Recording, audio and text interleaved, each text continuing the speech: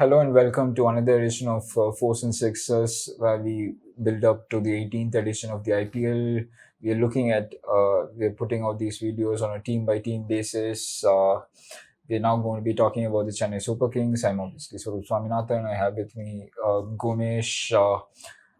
Last year, Chennai just missed out on the playoff places. RCB pipping them on net run rate. What do you make of Chennai as a franchise this time? They obviously put a lot of money on Noor Ahmed. He's probably one of the biggest purchases. Does it tell you that they're now going to be going back to the sort of template Chepak wicket from a few years ago where it was just spin it to win it? That is what they would want as well with the squad they have in place. It's not just Noor Ahmed. They have gone big on Ashwin as well. So if you look at it, it's Ashwin, Noor Ahmed, Jadeja, this Rachin if he plays, and Jadeja if he plays this usual role. That's probably 12 to 14 overs of spin, right? Yeah. So a lot will depend on how dominating they are at home, and Chennai in all pitches will not be the same. Their usual template is six home wins, 2 away wins, get into the playoffs, and then reduce it to a 20-over contest. That's true, but apart from the last couple of years, I don't think the last time they had a proper home, this kind of a template was pre-pandemic. Since then, it's been a bit of chaotic, and sometimes even the coaching staff have expressed, how they are not probably getting the kind of pitches they would rather play on to have that record at home. But this time they would really want that. For that is the kind of squad they have, and it's a team that picks itself. Ruturaj, last year he was thrown into the deep end at the last moment, but this time he would come much more prepared. He's ready to take the reins, and what will be interesting to see for me is whether they go with Devon Conway or Rachin Ravindra. I think Rachin plays. But it depends on where they play probably. Rachin as a batter prefers space on ball, especially up front in white ball cricket. So they might start with Conway, see how he goes, and then take it from there, especially at Chennai. Because Rachin is the form man. Conway, I don't think has played a lot of cricket. Yes, but they wouldn't want to disturb the combination they've had as well, something the team is known for. But we'll have to wait and see what they actually do. But apart from that, they have Rahul Tripathi, a very interesting addition.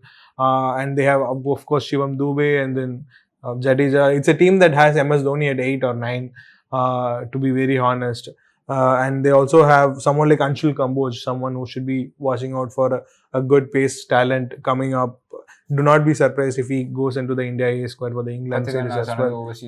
Nathan Ellis is there as well. So they have a good combination of squad. And there are youngsters like Andre Siddharth, but it will be very hard for them to break into. But I think a lot will depend on how dominating they are at home. I want to talk about 2 of their overseas picks. I don't expect them to play every match. It could even be either or. Sam Curran, known to CSK, of course, and then Overton, who has done well in other T20 leagues.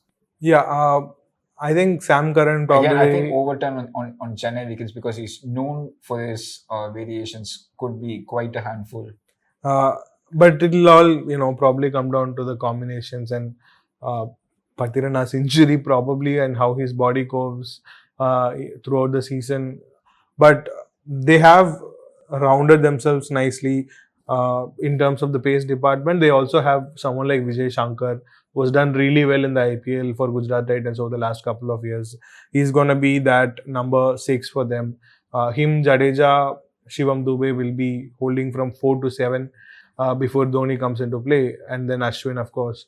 So that's where this team is set up at this point. Now that you mentioned Ashwin, obviously he's a quality addition. Do you see Ashwin perhaps playing the role of what he did for Royals when he used to come in for a few games at number 3? Not in this team, no.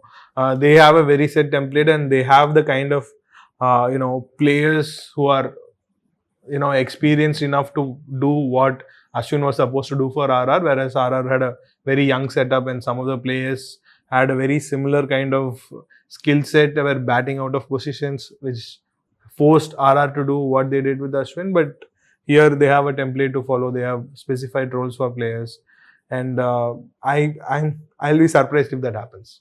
One area that we have not really spoken about a lot, apart from Pathirana and Kamboj, is the Indian pace unit. They did have Tushar Deshpande who filled that for a few years. Who do you see will be the main Indian pacer? I think it's going to be Anshul Kamboj, and because and they also have the upcoming Tamil Nadu left arm seamer as well. But Gurjapneet. yeah, Gurjapneet. But Anshul Kamboj could be the key especially when they travel in for away games. Probably coming in for Noor, and then which allows them to play Rachin at the top. That's where I look at it. But more than anything else, I'm interested to see how Dhoni goes behind the wickets. He's 43. We're seeing clippings of him still smashing balls out of the park, but such a long season, how his body is gonna cope, we'll have to wait and see. So in an ideal world, you'll probably think that CSK wins 6 matches at home, couple away, and sneak into playoffs and then do their thing. That's what they would be hoping as well. And you also have to remember they have 2 games in May. Their home stretch ends at May 12.